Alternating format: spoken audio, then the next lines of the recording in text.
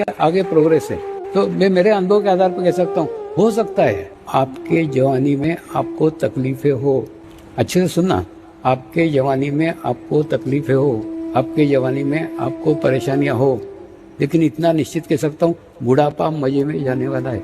आप बताओ ना, अगर आपको बोला कि पूर्व जन्मों के भोग आपको भोगने के, बुढ़ापे में भोगना है कि जवानी में, तो आप बोलोगे जवानी में, क्योंकि तब आपका शरीर सक्षम रहता है, आपके अंदर ताकत रहती है सहन करने की। बुढ़ापे में नहीं रहती, तो आप भी सिलेक्ट करोगे कि नहीं जवानी में जो।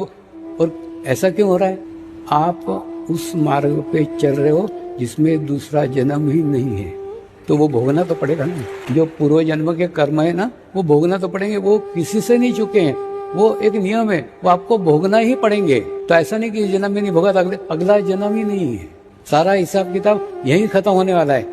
इसलिए कोई परेशानी आए, कोई संकट आए, कैसी भी परिस्थितियां आए, कभी भी गुरु सानिध्य को मत छोड़ो, नहीं तो ये समय कब निकल जाएगा आपको आपका ही पता नहीं चलेगा। और उसके बाद में आपके जीवन में वो कर्म मुक्त अवस्था प्राप्त हो जाएगी, जिसके अंदर न पूर्व जन्म के कोई कर्म बाकी है, न इस जन्म के कोई कर्म घटित हो रहे हैं। क्योंकि जो बुरे कर्म हो रहे हैं वो होते ही नहीं है। बुरे कर्म करने की ऊर्जा ही बाकी नहीं है, एनर्जी बाकी नहीं है, तो बुरे कर्म होते ही नहीं है। और अच्छे कर्म होते हैं तो गुरु सानिध्य में, गुरु कृपा में हुए ऐसा मानते हैं, और मान करके वो परमात्मा को समर्पित कर देते हैं। तो अच्छे कर्म आपके साथ बनते नहीं है, बुरे कर्म आपसे होते नहीं है, पूर्व जन्म के कर्म तो भोग ही लिए, तो फिर बचा क्या है?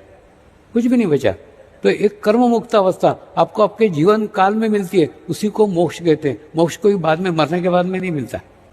तो वो अवस्था आप सबको मिले, और इस गुरु पूर्णिमा से आपके जीवन में पूरा परिवर्तन हो। इस नमस्कार।